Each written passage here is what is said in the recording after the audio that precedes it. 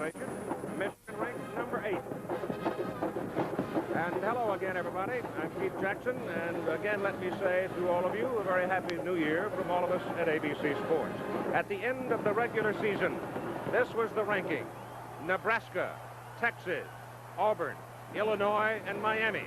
After what has happened today, Texas losing to Georgia in the Cotton Bowl 10-9, Illinois getting trounced by UCLA in the Rose Bowl, there are now 3 teams with an opportunity to claim the national championship for 1983. Those 3 teams are the Auburn Tigers, ranked 3rd in the nation, playing number 8 Michigan here in New Orleans.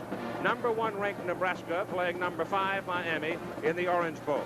If Nebraska wins in the Orange Bowl, it's academic.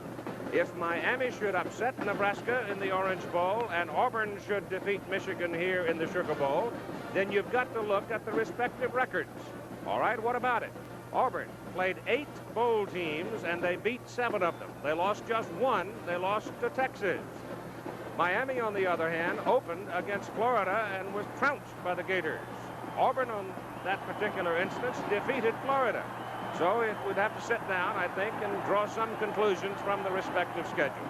But the basic point is 3 teams right now are in position to claim a national championship if they can win a football game.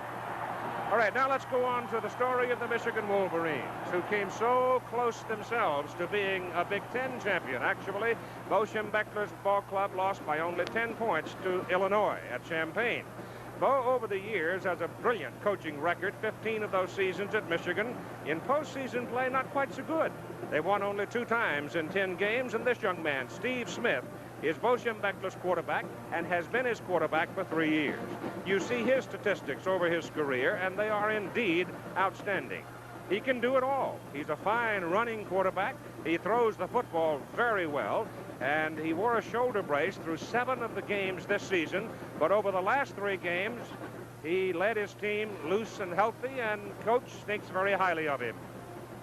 There isn't a play that we back off of because of our quarterback. Because if you want to run, he can run. If you want to throw the ball, he can throw the ball. He's an excellent reading defenses. He knows the game, and he's a great competitor. I think in a phrase, if Michigan was using a single-wing offense, Steve Smith would be your tailback. He can do it all. Now, how about these Auburn Tigers? Pat Dye was an All-American guard at the University of Georgia. He his first head coaching job at East Carolina, then at Wyoming, then he went for the Auburn job, and he got it. And in just 3 seasons, he has brought Auburn to a moment of glory. He has won 24, he has lost 10. In his 3rd season, he has won his first Southeastern Conference championship. And based on what's been happening in postseason, Auburn probably comes out of the toughest conference. Now, let's look at this defensive front that has been the primary strength of this Auburn football team. Quincy Williams, 6'3", 215, had 40 tackles at his defensive end position. Now, look at this big guy, number 99, a tackle, 6'6", 270, led the down lineman with 97 tackles. The nose guard is number 61, Dow Ortman, 6'2", 269, 85 tackles. The other tackle, number 79, Donnie Humphrey, a mere 6'3", 275, and he had 75 tackles. The other defensive end, and also very quick, John Daly, 6'3", 214, 42 tackles. Now, you back them up with the likes of Gerald Robinson at 6'4", 240, and Ben Thomas at 6'4", 265, and another 80 tackles between them, and you can see these big guys will paint your helmet. They, to a large degree, I think, reflect their coach, Pat Dye, who loves that old jawbone football. The offense for Auburn is the wishbone. Let's take a look at it. Now, not many teams are still using the wishbone. It helps those who are good at it because people don't get a chance to see it very often. And as Auburn comes out of the wishbone formation, it is Randy Campbell who is the man. It's always the quarterback. Remember back in the great days of Oklahoma when Jack Mildren at that time I thought was the best wishbone quarterback I had ever seen. Well, now watching Randy Campbell operate the Auburn wishbone, he is particularly awesome to me because he just doesn't make any mistakes. Now, he's the man who sits in behind the center. You see him lined up here in the wishbone. And Campbell, let me tell you about him. In the past 2 seasons, this Auburn team has had only 30 turnovers. That's 15 per year. Now, remember, these people operate like this, so close, so tight, so quick. if you don't have a sure-handed, confident fellow at the quarterback position, you're going to make mistakes. This fellow does not make mistakes. 300 career passes. He has been intercepted only 5 times. He's quite something at 160 pounds, 65 pounds. Lionel James now at the left halfback position, not very big himself, weighs about 165 pounds, 5'7", but he is an awfully big little man on the football field. He has been all conference the past 2 seasons, ranks 3rd in Auburn's rushing history. They call him Little Train. And he goes with Big Train at the right halfback spot. The guy that everybody's talking about, number 34, Vincent Bo Jackson. All-American as a sophomore at 6'1", 222 pounds. And given good health, it figures this guy could break all of Auburn's rushing records. He picked up 256 yards in the season-ending win over the Alabama Crimson Tide. And I don't think anybody really realized just how much Alabama had progressed and how tough they were until they went out in the Sun Bowl and whacked SMU. But this fellow, Bo Jackson, who is averaging just under 8 yards per carry, is definitely the primary weapon for the Auburn Tigers. But you can't give away the up man out of this wishbone, the fullback, the first man. Maryland did it, and Tommy Agee at 210 pounds burned the Terrapins for 219 yards. So those are 3 big in the case of Jackson and Agee, quick in the case of James, and certainly quicker in the case of Jackson. 3 people that can really come whistling at you. And here is the team that's going to try to stop them tonight. The Wolverines from Ann Arbor, Michigan.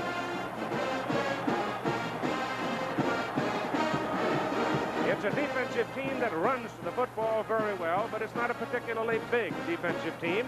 They lost by a point to Washington in Seattle. They lost by 10 points to the Fighting Illini at Champaign, finishing at 9-2 and ranked number 8.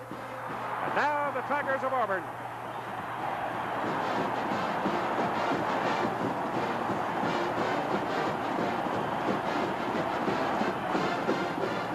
They stumbled just one time in the second game of the season. Texas had them 20-0 in the first half. Auburn won the second half 7-0, and Texas went home with the ball game. But remember, Texas has lost today to Georgia. The Fighting Illini are losing to UCLA in the Rose Bowl. And Frank Royals, our analyst and commentator and coach, what has happened today must have sent deep ripples through both these teams.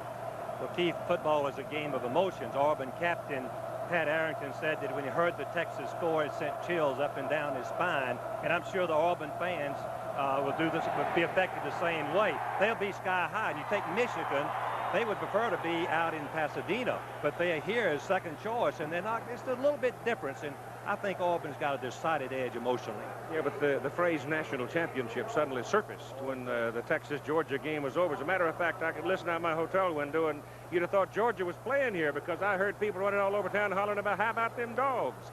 But let's talk about the wishbone now. Michigan's got to face a wishbone. Haven't seen one since 1976. All coaches hate to play the wishbone. It's the toughest offense to defend, and the reason is it's a goal line offense that has big play possibilities, and the substantial change you have to make is bring your defensive back up. They have to play as linebackers against the run and yet defend against the pass. So I think Michigan's hopes rest just how well they've learned the lesson. Didn't Bo wanted to go to a 4-man front at one time, and DeFelice, his good defensive end, got hurt, so he's without him, and that obviously has got to hurt him. It's definitely going to hurt him because the power of the wishbone, the first downs make touchdowns, that philosophy will keep the Michigan offense on the bench and get the defense very tired.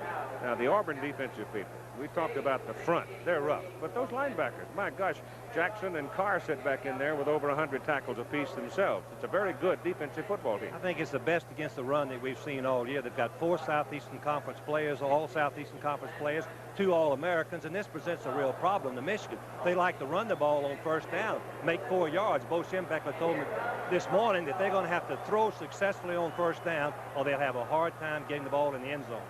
That also means, I think, when Michigan's operating, the way they work their misdirection stuff means their quarterback, Steve Smith's going to have the ball in his hands an awful lot.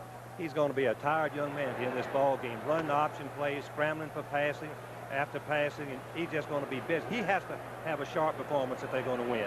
Well, we went through the business when we came on the air here about number 1 and so forth. If Auburn beats Michigan tonight, Miami upsets Nebraska over in Miami. What do you think? Well, Keith, I think if Auburn is impressive, they've got to be given serious consideration. The Bulls have shown that Southeastern Conference is the toughest league in America, and they are the champions of that league. They played the toughest schedule, and they defeated, which you've already mentioned, they defeated Florida, which defeated Miami. So they've got to be given consideration. All right, they've had the meeting in the center of the field. The dome is full of enthusiastic folks, and we got ourselves a good football game coming up. As we noted, this is the first meeting between the Auburn Tigers and the Michigan Wolverines. Ohio State came here in 1978, played Alabama, and got beat 35-6. So Ohio State won a big ball game today, an exciting game out in the Fiesta Bowl from Pittsburgh.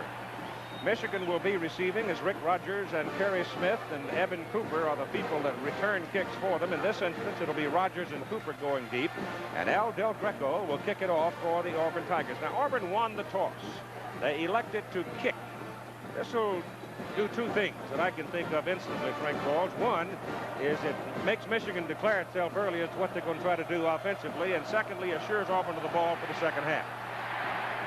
High and hanging, and it is Evan Cooper, a senior from Miami, Florida, who breaks it over the right side and comes out to the 25. Football is loose. Auburn pursuing it, and a Michigan man is able to get under the pile and come away with a football.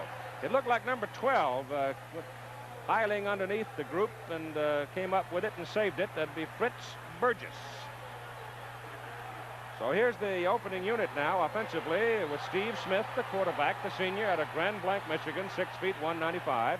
Eddie Garrett, your fullback, at 6 feet 215, a sophomore. Rick Rogers, your tailback, 6'1 and 210.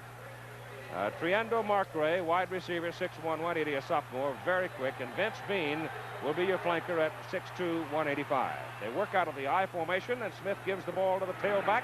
And nothing fancy, it just boom. And he comes rolling back on the back of his neck as Quincy Williams, the senior out of Douglasville, Georgia, belts him. Sim Nelson is the tight end, 6'2 and 240. Clay Miller at tackle, 6'4, 270. Jared DiOrio at guard, 6'3", 245. Tom Dixon, All-American center, 6'2", 250. Stephon Humphreys, 6'3", 255, Rhodes Scholar. And candidate, Doug James, the other tackle, 6'2 and 255. So it is second down and 8. They started from the 26. The ball is out near the 28, and Steve Smith still got it. Rolling it outside on an option, and Quincy Williams is after it. He rips the pass away and completes it up across the 35 to Sim Nelson, the tight end. And I expect you'll see that combination trying to hook up a lot tonight. The defensive unit for Auburn, and we detailed them for you in the pregame. They're big, quick people. Daly, Smith, Altman, Humphrey, Williams, Carr, and Jackson. Carr and Jackson being linebackers, and they are very active. Secondary got better as the year went along. David King's outstanding. My Jimmy Warren, Vic Beasley, and Tommy Powell, who is a redshirt freshman. It is third down and a yard. The ball is just over the 35, and Steve Smith, the quarterback, sticks his helmet in the stack and looks like he will come away with his first down. He's very close.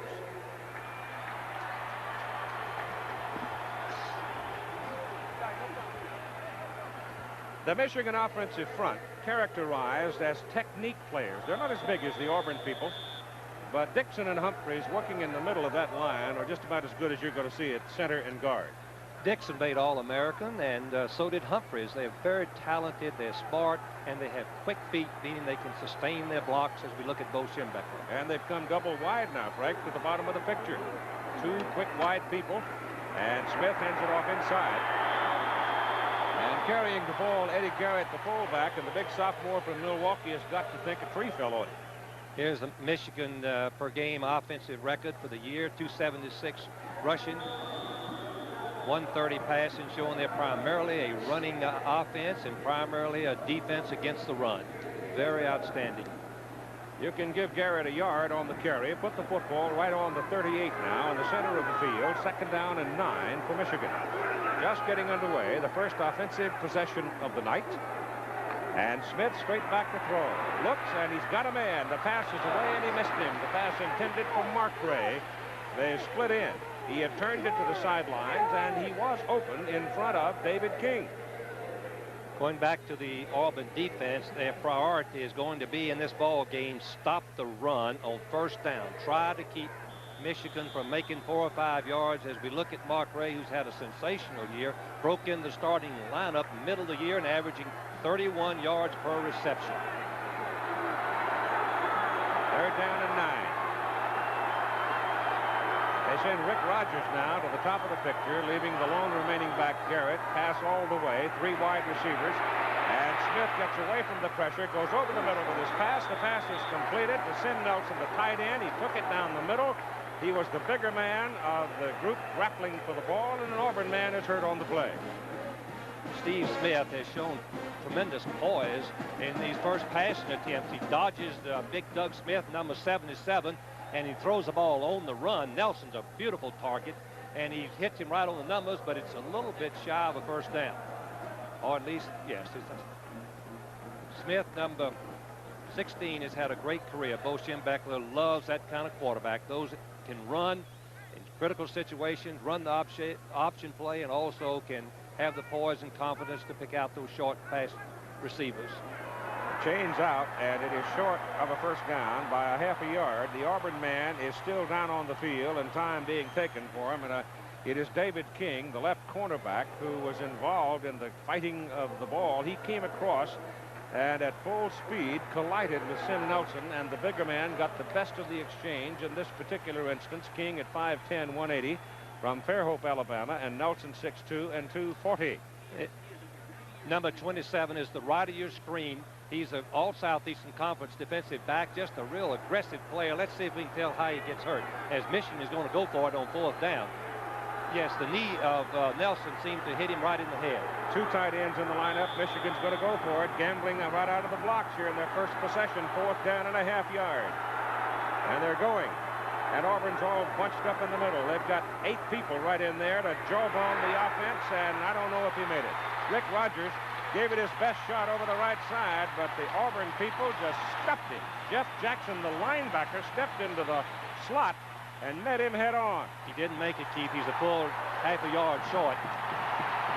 Great defensive play and a very big gamble by Bo Schembechler. I guess his feeling is that the wishbone is so strong, he'd rather try to take a chance and make the first down. It didn't work.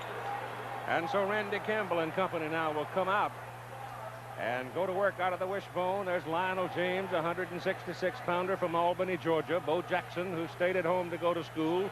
Bessemer, not too far from Auburn. And Tommy Agee from Maplesville, Alabama.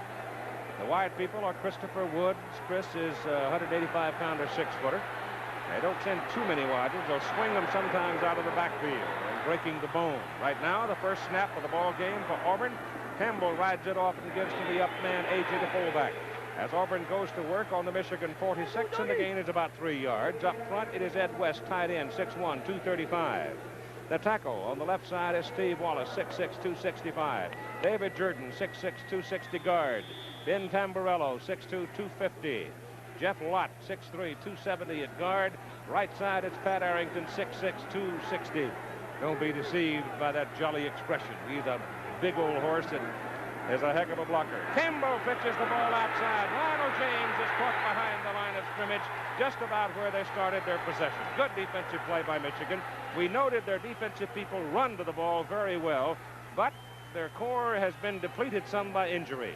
Yet Michigan has an extra defensive lineman in the ball game, and you can see that Meredith, number 96, had the leg of Campbell. He took a big risk and gamble by pitching it out. James made the catch, but look at the white shirts there on the plate. Good pursuit. That one could have gotten away, Frank. Yes, it could.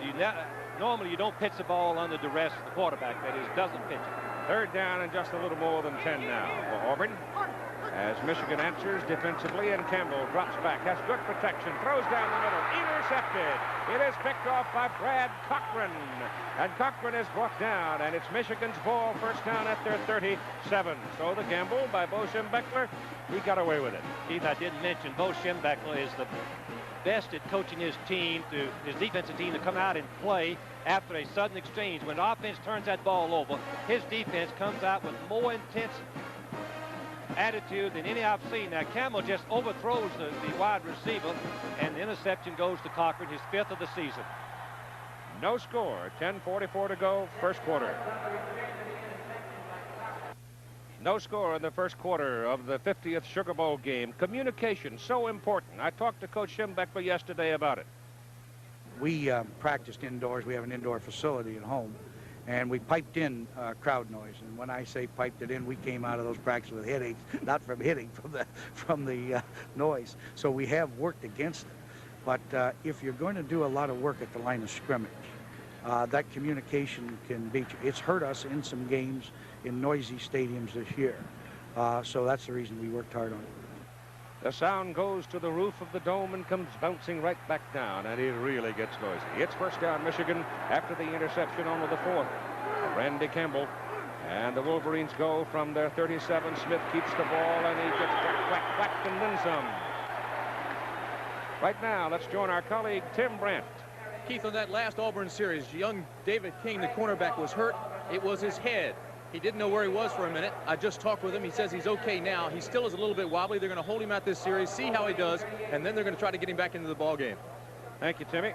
Happy New Year to you. Up on the 38, it is second down and 9 for Michigan. And I don't think Steve Smith wants to get himself in that fix too many times tonight, because he really got tattooed.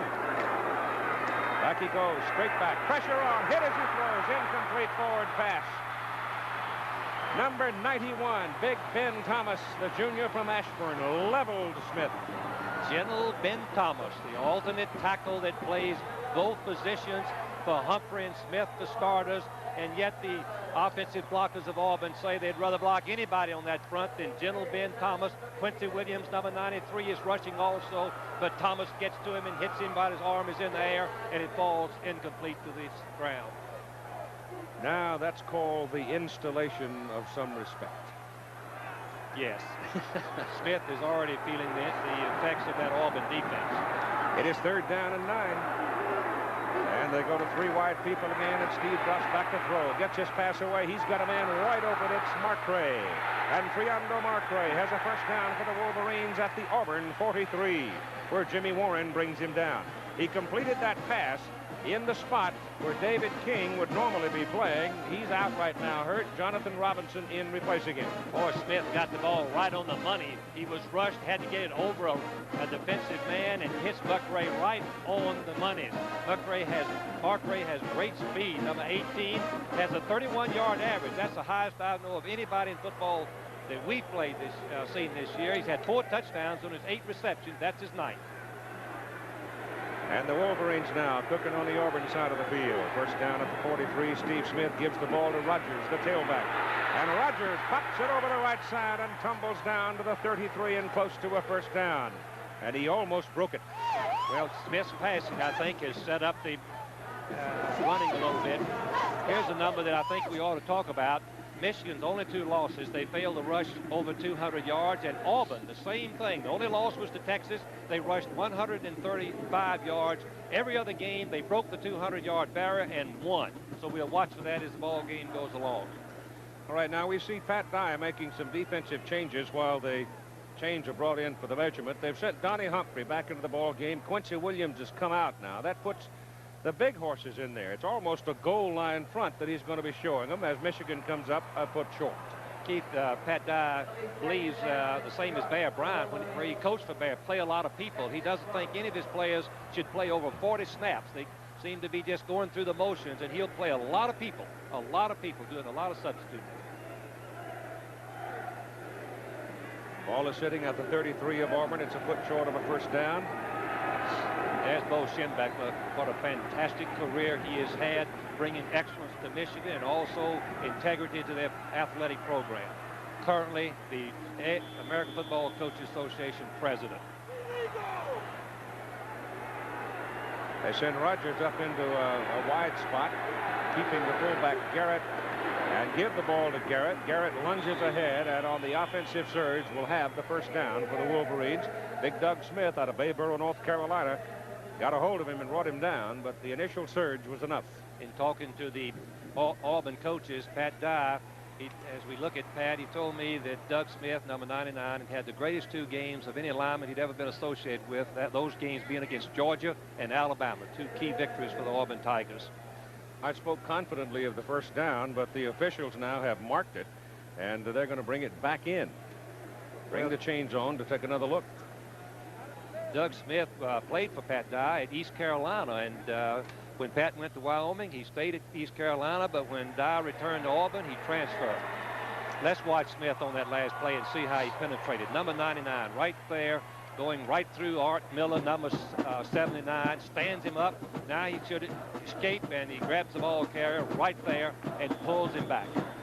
And I'll tell you, Clay Miller's not a gimme. He's 6'5", 270 pounds himself. Interesting. Clay Miller is from Norman, Oklahoma. His father's on the law faculty, but his mother and father both attended University of Michigan.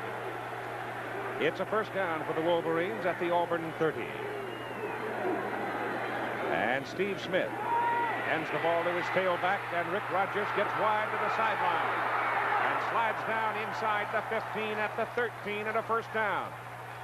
Interesting enough, the wide receiver, Mark Ray, not very big, came out of Detroit, Michigan, a small school, is going to make the key block that lets Rogers go deeper into the secondary. But you can see the offensive line had blocked Humphrey. They had blocked Carr. Powell, number 9, is chasing, but you're going to see the block right there on number 32 of Auburn, who is substituting for David King. Robinson right there. Wide receivers at Michigan catch the ball, but they block first if they want to play. Oh, it's first down Michigan at the Auburn 13.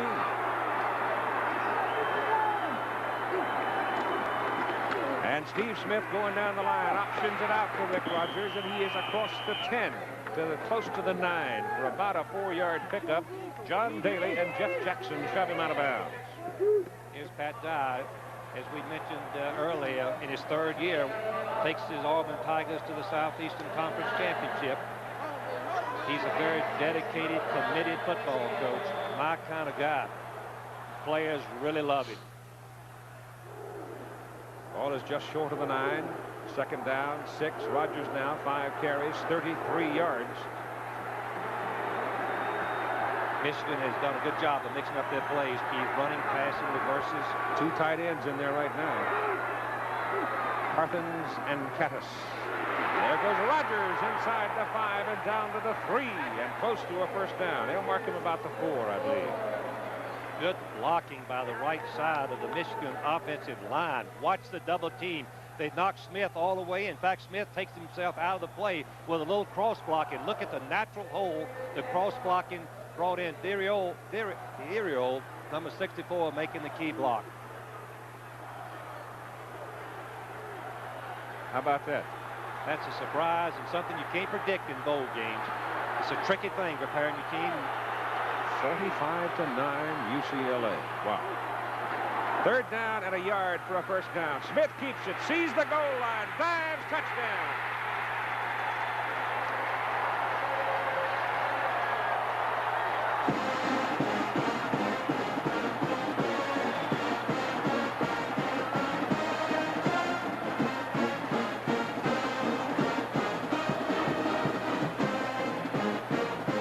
Indeed, if he has a big night, look out. Upset seems the order of the day so far. Texas losing, the Fighting Illini losing, and Michigan has jumped out to a 6-0 lead over Auburn. When you have a quarterback that can run, he's just an extra weapon, a dimension that the defense has to play. Auburn was not ready for the quarterback keeping the ball. They were lined up inside. The offensive sealed them off. Bob Bergeron for the extra point try. He's hit 22, now 23 in a row. And so at 7 minutes and 30 seconds to go in the first quarter, it's Michigan 7-0 over the Tigers. Here's the play again, looking from the ground level. Smith, you can see, is looking to pass. The defensive backs laid back, covered the receiver, giving Smith quickness to run. That was his 10th touchdown of the season, rushing the ball. We'll be right back after this.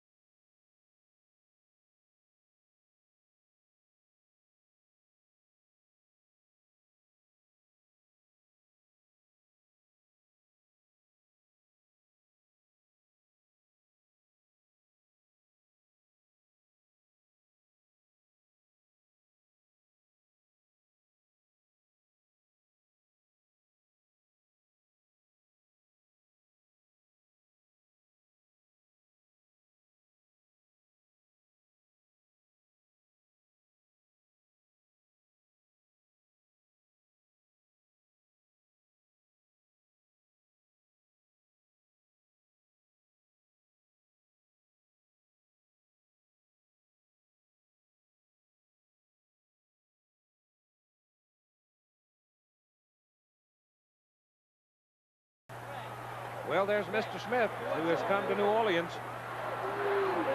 Well, he's been criticized by the Michigan fans from time to time. This year was very interesting in that he wore, as Keith properly pointed out earlier, a shoulder brace from the injury that he had in the Rose Bowl game last year. The last 3 ball games, he's been very, very successful and effective.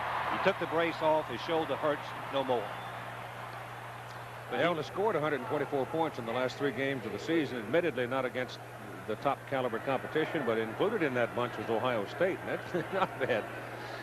He's just a competitor, the kind of quarterback all coaches enjoy working with. Bo Jackson standing there waiting. So the big man is waiting for Todd Slopey's kickoff. It's a high hanger, and it won't be Bo. It is Allen Evans.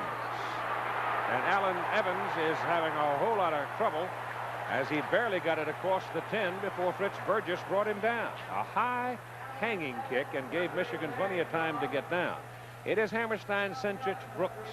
They're the 3 down linemen with Rose, Lyles, Anderson, and Mallory, the 4 linebackers. He wanted to go and thought he could go to a 4-man front, but the police... But Keith, he's put Dave Meredith, number 96 in the ball game. In the first series, he played with 4 down linemen. And let's see if he is right now. If 96 is in the ball game. No. No, he's not. No, he's not right now. He's got those linebackers up along the line, and the back pursuit can't catch up to Lionel James, and Little Train comes blowing out across the 25 to about the 27 and a first down. Here's the sweep. When you try to defend the wishbone, you add this play to it, and it just is a different type of play. The defense are not ready for it. A great block by Jackson on the cornerbacks. Watch the block by tight end West, number 85. Pat Dye told me he's blocking 89 on Carlton Rose, who's a fine football player. That's some block. He's the best blocker in the Southeast, according to his coaches. Now Auburn's got some working room from the 27 as Kemble turns it upfield and gets across the 30 out to about the 32. If Auburn gets to gobbling up 6-7 yards on first down plays against you, you better start looking for another lock on the door. Here's the Auburn stats for the season. You can see that they're primarily a running football team, and championships are won on defense against the run. They have passed, as you can see far fewer yards than most football teams we see today. So far, Bo Jackson hasn't seen the ball. I was going to say that, Keith. He's coming right now with the sweep, the unbalanced line. Penalty flag as they give it to the up man, A.G., and it's going to be against Auburn. Yes, the offensive lineman must have moved. The umpire threw the flag immediately. I believe it was before the snap, and Michigan will have no chance to refuse the penalty. I asked Pat Dye if he was going to let Bo have a chance to do some running right-handed one of these days. The referee is Dixon Holman. They're all from the Southwest Conference, this entire team of officials. Still Bo Jackson, who is probably the premier. Dead ball. False start. Offense. Second down. To continue, Bo Jackson is the premier running back in the South, and we talked about him earlier, but the coaches told me yesterday that he's getting more and more confidence about his running inside, something that they want to do in this ball game before they can get ahead, I'm sure. So they back him up to the 27, where it is second down and 10. And Campbell gives it to Lionel James.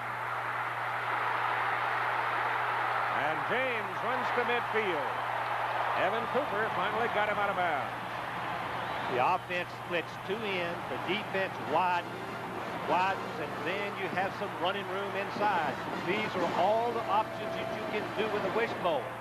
You can see it's a little counter play, something that the wishbone didn't have. Bo Jackson, number 34, is going to make the key block on the linebacker, Anderson, number 57. And watch how elusive James is as he makes his break, and finally 21, Evan Cooper brings him down.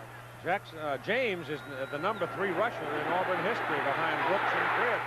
But here goes Bo on his first carry. The right halfback slashing over the left side. Hammers his way down to a first down for Auburn.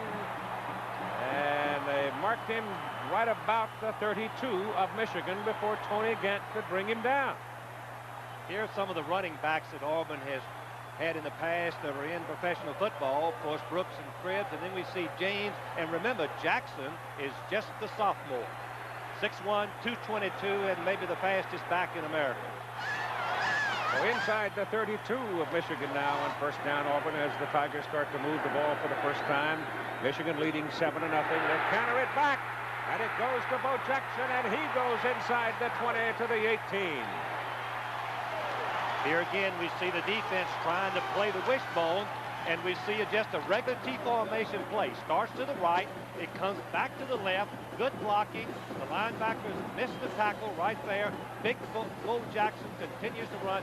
Takes one more person. Centrist number 53 is the nose guard, but he's not strong enough to try to stop Bo Jackson. Centrist is the nose guard. 220. Jackson runs right through him for the first down.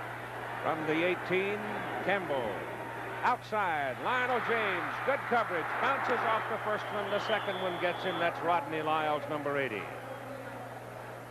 Michigan defense played it beautifully, but there's two ways to play the option play as we look at the Auburn coaches calling the play. One, you make it a sweep by forcing the quarterback to pitch real quickly as soon as the play starts. The other way is to play it slow, and Michigan is mixing it up, giving Campbell some problems. War Eagle. There he is, the Golden Eagle, and Clayton Buford has come in at wide receiver, bringing a play from the sideline. Second down, still about 10, just inside the Michigan 18.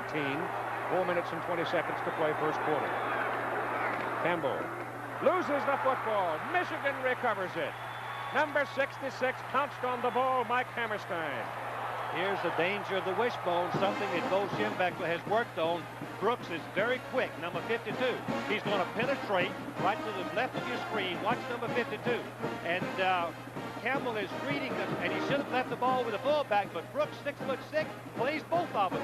He plays the fullback 30, reaches out with his right hand, grabs the quarterback, knocks the fumble loose. Michigan has stopped the drive. We'll be right back. 2 turnovers for Auburn.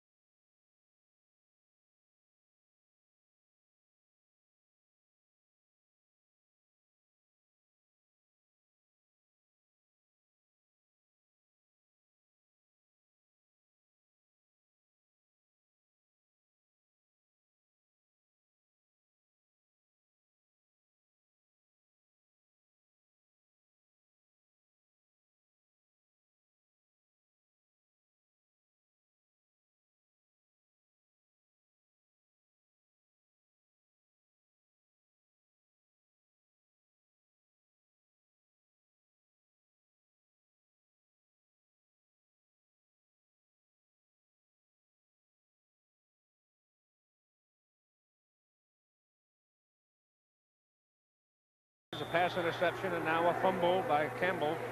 Not a good night so far for the Auburn quarterback, and the Wolverines first down at their 24, leading 7-0. And Steve Smith on first down to throw. Pressure zone, swing pass out, trying to set up a screen for Rogers, and it's incomplete. Number 94 was in making life miserable for Steve Smith. That's Harold Hallman, a junior out of Macon, Georgia. Hallman is a substitute for nose guard for Altman. Very quick. You can see number 94 is not very big, was on the linebacker, but can really put pressure on the base. Great tackle. That's a great job. That's why you got to wrap him up. Defensive coordinator for Michigan. Jacking him up. Yeah, that's Gary Mola, who used to be the head coach of Illinois. Was with Bo before he went to Illinois. Returned to him with him as his defensive coordinator. Second down and 10 for the Wolverines. 3 wide people. Smith, quarterback draw up the middle, and he is brought down as he gets to about the 27. Greg Carr, who led the team in tackles this year, makes the stop. If you wanted to just pick a perfect linebacker for intelligence, ability, this young man is a great football player, all conference, made one All-American football team, is a 3.7 student in civil engineering. The coaches say he's just an ideal player, combines excellence in both the classroom and the locker room. Gain of 3 yards by Smith. 3rd down and long. 3rd and 7.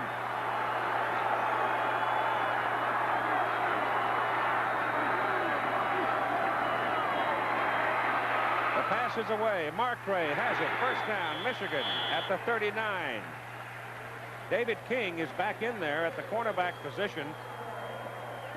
Keith, Auburn did not have a defense that could possibly cover that pass. They had 2 receivers over to the right. King, number 27, is covering both an inside receiver that you don't see and Mark Ray the outside, and all he could do was break on the ball, but not before the completion, and another 1st down. Good call and a good read by the defense, by Smith on the defense. Steve Smith is now past Rick Leach as Michigan's all-time yardage leader. He has 6,468, and the night is young. 3:10 to go, 1st quarter. Smith gives it to Rogers, and Rogers, big hole right side. And This is it, the national championship of college football. Brings him down. Yes, Stephen Humphreys, Miami, pulling Florida, guard, City of Light for the golden anniversary game of the Orange Bowl, and the weather in South Florida is just right for this most important college football game. Number 1 Nebraska with a 12-0 record under Coach Tom Osborne, needing one more victory for the national title. Goes against a much smaller but a very physical, tough University of Miami team under Howard Schnellenberger that has won 10 straight games. And now with the upset today of Texas, Miami is in the hunt for the national championship. They mixed it up, passing and running, mixed it up. Schellenberger and his Miami Hurricanes cheered and led. They've not played in 7 weeks. They've been out since their last game, November 12th, but they're on the home field. And in 5 years under Schellenberger at the Orange Bowl, the Miami Hurricanes have won 24 games and lost 2. They're the underdog according to the oddsmakers, but they don't think so. An optimistic and prepared team ready to take down one of the great teams in college football history, the Nebraska Cornhuskers. We'll be back with the golden anniversary game of the Orange Bowl for the national championship right after this. Lotus 59 and Jerry DiOrio 64. DiOrio's come in upside guard. In a high-performance fighter, we go from the griddle over there, and sometimes you lose to more than 20 degrees below in just seconds. Well, here's an all-weather fighter for your car. The new Delco Freedom Dura Power battery. Hot or cold, it's got the starting power you can depend on. With a Freedom battery, you never need to add a drop of water. Get a Delco Freedom battery starting at $39.95 for a 40 cell. Call 800-AC-DELCO. What happens here? Good fake by Across Smith, America, 7-Eleven gives shopping freedom to doctors, lawyers, Indian chiefs, and little braves. Freedom to people who would rather cast a line than wait in one. 7-Eleven's business is based on freedom. So now we're a major sponsor of the 1984 U.S. Olympic team, giving those that run, jump, dive, and ride the freedom to become the best. 7-Eleven. The dream begins with freedom. On 3rd down plays in this game. Smith's pass, a bullet go. Great, right on the numbers, and he just let go. Dave Smith has been sensational so far. He has been right on the target. Mark Ray, number 18, is turning inside. They have a decoy out in the flat, taking back the at the line Orange back. Bowl, You see we're how ready to kick it off. Nebraska getting here with a perfect 12-0 mark. The Huskers started fast, blew out Penn State at Giant Stadium in the Meadowlands, and on they roll, averaging 52 points a game. They scored more points this season than any team in NCAA history. Miami knocked out at Florida early in the season, and then the Miami Hurricanes started to roll. 10 consecutive victories. One big and one when they had come from behind, but they won. It looks to me like Nebraska, when they posted those scores, look like the end of a basketball season. They score like a basketball team. The Huskers averaging 52 points a game. Miami has won the toss, but the Hurricanes want to establish their defense against Nebraska's great offense, and Miami has elected to kick off. Jeff Davison, he's not big, but he can kick it deep. Ready to hit the ball now for the Hurricanes, and there are 2 great players. Irving Fryers back deep. Ready to take the kickoff, and back with him is Mike Rozier, 6 yards deep in the end zone, and he is counseled not to bring it out. And so, the Huskers go on offense, 1st and 10 at their 20. And there's the whip cracker, the man who makes the Huskers go, quarterback Turner Gill. The fullback, big and very quick Mark Shalene, the Heisman Trophy winner Mike Rozier, averaging almost 8 yards a carry. Irving Fryer's another great threat at the wingback position. Ricky Simmons, they don't go to him often, but he can catch the ball and he blocks. And Ingebrigtsen, the tight end, is a blocker primarily. So we're ready to go. Nebraska, 1st and 10 from the Huskers 20. They're going to put it up. Turner Gill throws, and he's got his wing back. Irving Pryor didn't get much. He was hit at about the 24-yard line as Coach Osborne now sends in the play. Ken Siska, linebacker, knocked him down. Mark Denning, one of the Nebraska tackles, 300 pounds. Henry Grimminger, the other offensive guard. Next to him, Mike Tranowitz is the center and a good one. Dean Steinkühler, probably the best. Lombardi and Outland winner. Scott Raridan, he's over 300 pounds at right tackle. They got Biggins on the bookends, John. Don, you can slide all the stats you want about that offensive line, but I'll tell you another one. They average 9 letters per last name. Go to work from the 20. Rough night so far. That means they've got a lot of long names and a lot of big fellas. 270-pound average. They move people around. Those jerseys are broad enough to carry a lot of letters. And now it's going to be 2nd down and 5 for Nebraska. Opening series of downs. The option. Turner Gill, a pitch back to Rozier, and he's open. Rozier is an open field. And finally, Reggie Sutton knocks him down. As Mike Rozier almost breaks the distance, good for a 27-yard gain and a 1st down for the Huskers. Time to talk about what kind of a feat that is. We may see a bit more of that today. The Hurricanes have allowed only one running back all year long to gain over 20 yards. That was a 28-yarder. This is the 2nd longest run against this defense all year long by the Heisman Trophy winner. I guess it's Right now, Nebraska breaks the front of the Miami Hurricanes and goes back to Rozier, and again the power run, and look at Rozier rip it open all the way down to the 30. A free football, but we're going to rule he's down. The officiating crew from the Southeast Conference, an 18-yard gain on that carry by Mike Rozier. Danny Brown knocked him down as the huge Nebraska front just overpowering Miami these last 2 plays. And he is a terror. Well, the coaches were a little concerned. They're not going to blitz, I don't think, as much as they normally would because they want a lot of pursuit. They don't want their linebackers out of position, but Rozier is running right through their position. And the speed to make the cutback work. 1st and 10, Nebraska. 3rd down and 5 from the 20. A free ball at the 30-yard line, but Cornhusker looks like Scott Raridan and Dean Steinkühler came up with the ball, so they keep it. Danny Brown to the defensive end, a small, more like outside linebacker. As he tried to deliver the pitch to James and Rodney Lyles. Key player for Miami is the middle guard, Tony Fitzpatrick. Red Robinson, not heavy, but very, very fast. That gets him again. Though his offensive man tripped him in. Alvin was very lucky to get the ball back, and will be a punt formation in Michigan in midfield position. Lewis Colbert from Phoenix City comes in to do the kicking. The junior averaging right at 41 yards per kick on 55 punts. Short gain, it'll be standing back in his end zone. Evan penalty markers down. Reggie Sutton, one corner, a very hard-hitting quick corner. Short kick, and it takes a big high Auburn bounce back to the Michigan 45, where Cooper is Denny surrounded at Calhoun, the he'll blitz a lot, and Rod Bellins has had a great year as the strong corner, comes out on the same side as the tight end. And they've got very good field position after that 45-yard play. That's a play we've seen an awful lot of this year, Don. One of those both teams have a little personal grudge against one another. Cornerback and wide receiver get after it. They do throw a penalty to tell them to cool down, but no harm, no foul. Offsetting penalties. And so it'll be 3rd down and 8 again, and they'll go from the 28-yard line. Nebraska looking for a national championship. They've not had one since 1971. And Tom Osborne said great teams, but never has gone the distance. Let's see if that's that. Smith's changing the play. 13 Huskers. No score in the 3rd quarter. They run it for Rogers, the tailback. Turner Gill all day long fires, and he has a And maybe a yard. He was going to. And first quarter is going to expire before we have another play. So we played 15 minutes in this 50th Sugar Bowl Classic. And the Michigan Wolverines out of the Big Ten lead the Auburn Tigers 7-0. 4th down and 8 coming up.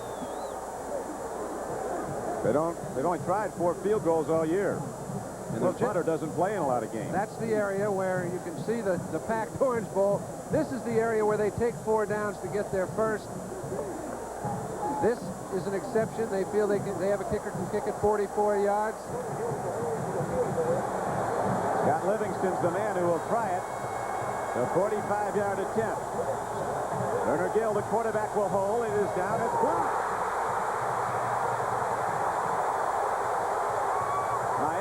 the football. So the Miami Hurricanes have this place in absolute pandemonium. They've captured this town. And the Orange Bowl, early as it is in jubilation over a blocked field goal. The special teams knew they had to come up with some kind of a big play to get something happening early in the ball game. They did that. Remember, this team has kicked only 4 field goals all season. That's the least in modern football history. They made a big play against a weak group. People you love are counting on you. You need someone to count on too. You still all love Omaha. The Superdome in New Orleans. Side of the circle. And Michigan, second down, 9 from their Mutual of own Omaha 49. people throughout the Leading nation 7-0 and around as the we start world the wish second you a quarter of happy play. and healthy new year. Steve Smith back to throw.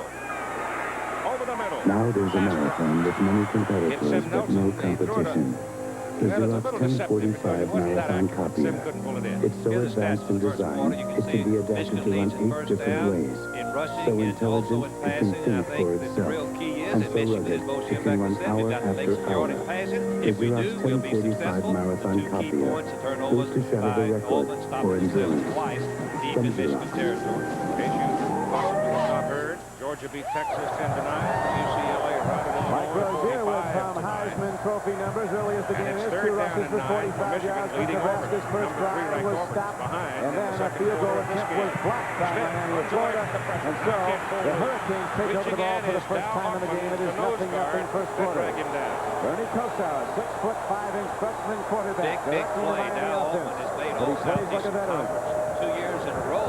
Plays the And he middle comes guard, out of fire. was a linebacker when he came Wide from open Pat is came to Stanley Auburn. He wanted to Shakespeare. move He's the down to the nose guard. 34-yard Has been line. sensational for the last 2 seasons. And it brings up 4th down and kicking time. Don Brecken in to do the punting, and Lionel James When will you take beat. a look, when you're talking about Bernie Kosar, you're talking about a fellow that's Brecken has a lot of quite time. rare indeed. Spins it up. Now At he's the got his 12, man down James. the field. He's in a perfect position.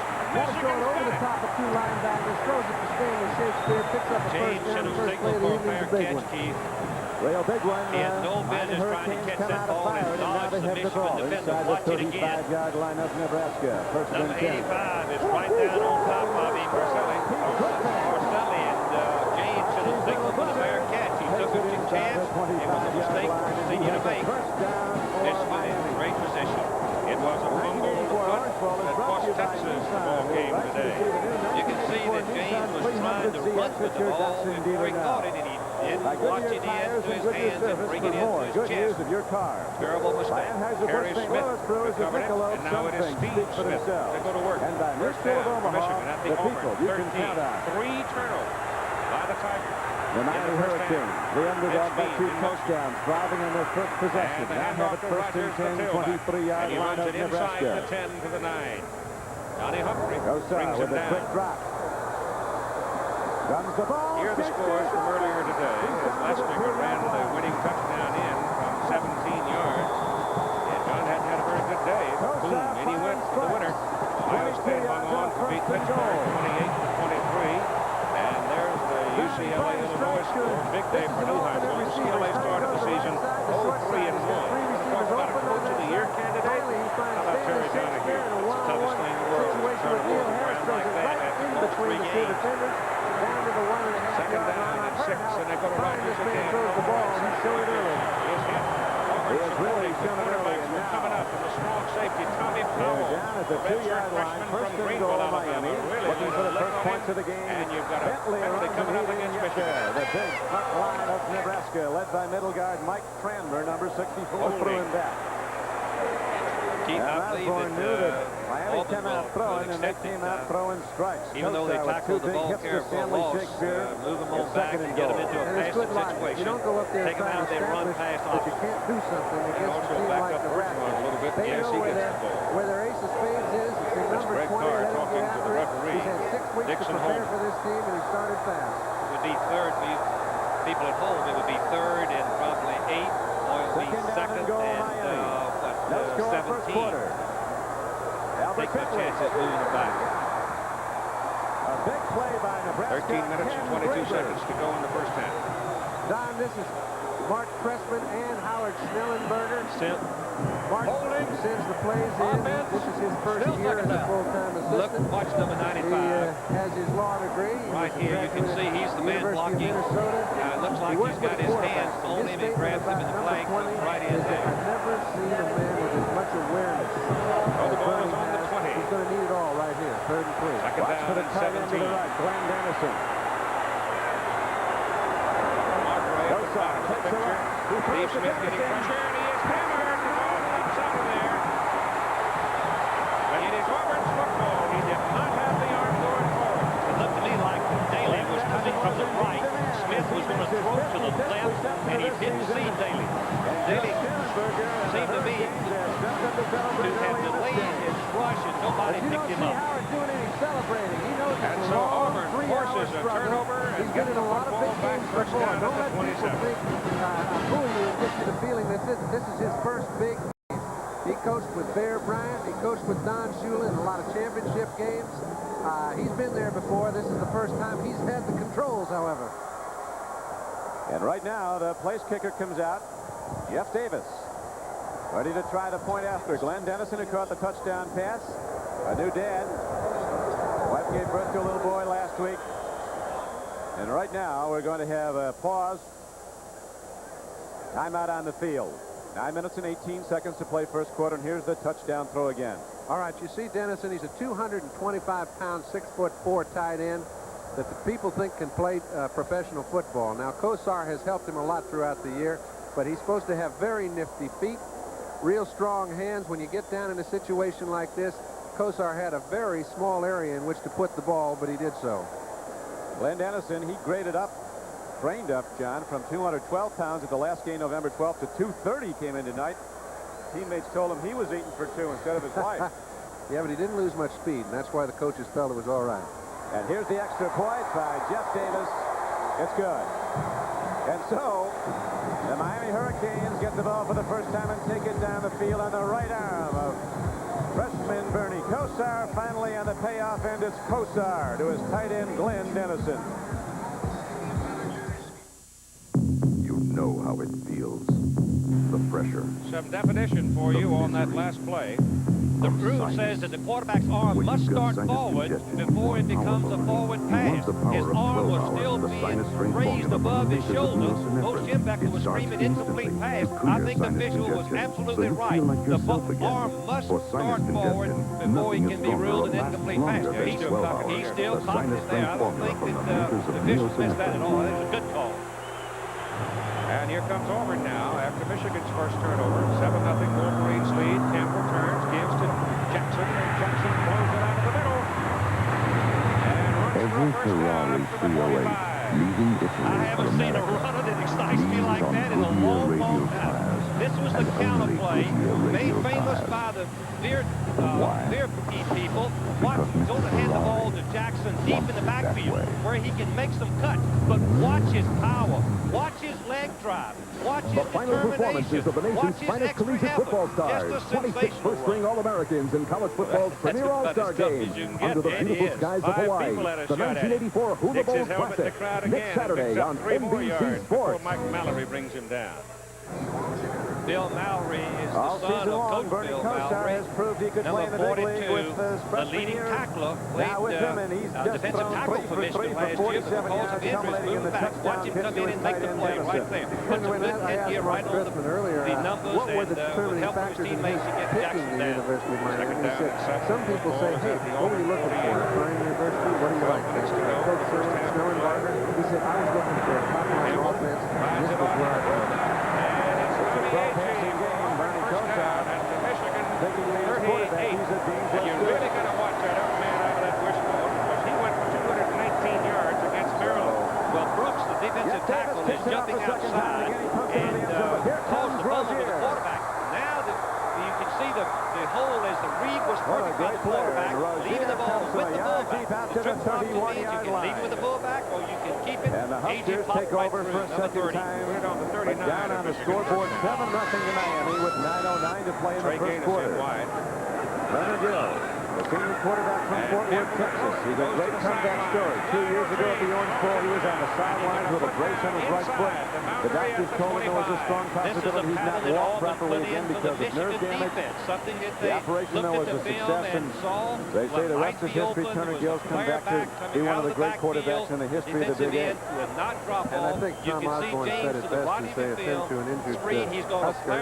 He said, you know, for what we do, I think Turner Gill may be the best quarterback in this country, and his stats indicate that. I know they've got a good group, but he's the one that really coordinates it all. He's thrown 13 touchdowns, only 4 interceptions. A quarterback with a football team that scores 84 touchdowns only throws 4 interceptions. That's all right. It surely is, and Turner Gill will try to get the Huskers a roll when we come back to the golden anniversary of the Orange Bowl.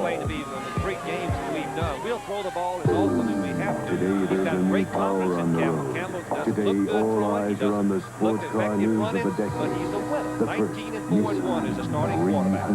300ZX. Second down and 8, ball on the Michigan 23. Miami jumping out to a 7-0 lead over Nebraska. The basic-powered 300ZX for launch and technology intercepts digital dots with graphic technology. A gauge measures acceleration and G-force. Weight power. Adjust your suspension 3 ways. Cannot take on the Blacks' block and make the tackle. Evan Kumpel, the fine defensive safety, did exactly what we say you can't do. He took on James and defeated the block and still made 3 the tackle liters of on Jackson. V6 motion. Fuel-injected turbo-thrusted 200 horses strong. Snapping from 0 to It's third down and they're short 6. Just one time, you break the formation. Will Jackson. McEnroe from Wimbledon. Connors from the U.S. Open. Noah, the French Open. And 2-time defending champion Yvonne Lendl. 12 of the world's top tennis players battle in one of the most prestigious events in tennis. The Volvo Masters on NBC Sports. For a field goal try.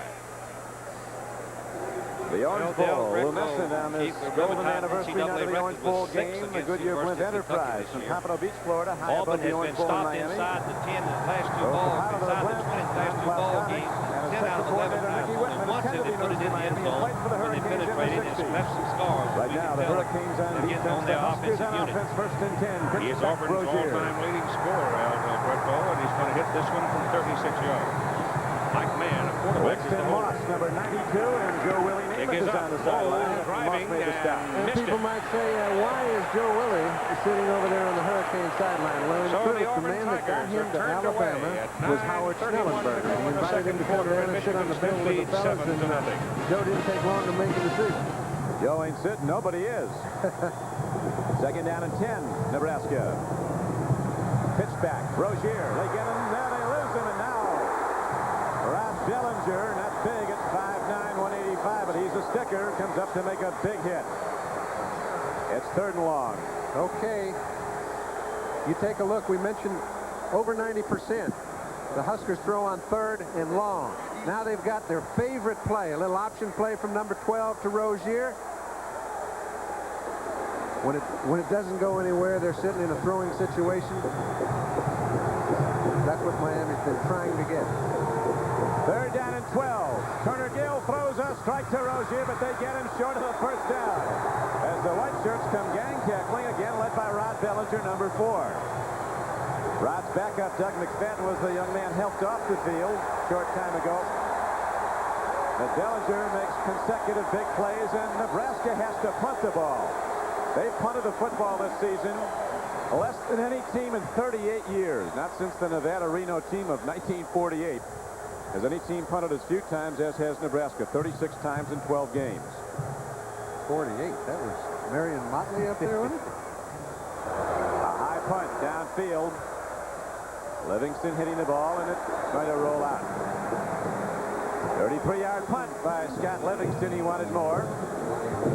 And up comes Kosar and the Hurricane offense for a second Steve time. Smith out at quarterback. Yesterday talking to Steve, I asked him what it's like to play 7-0.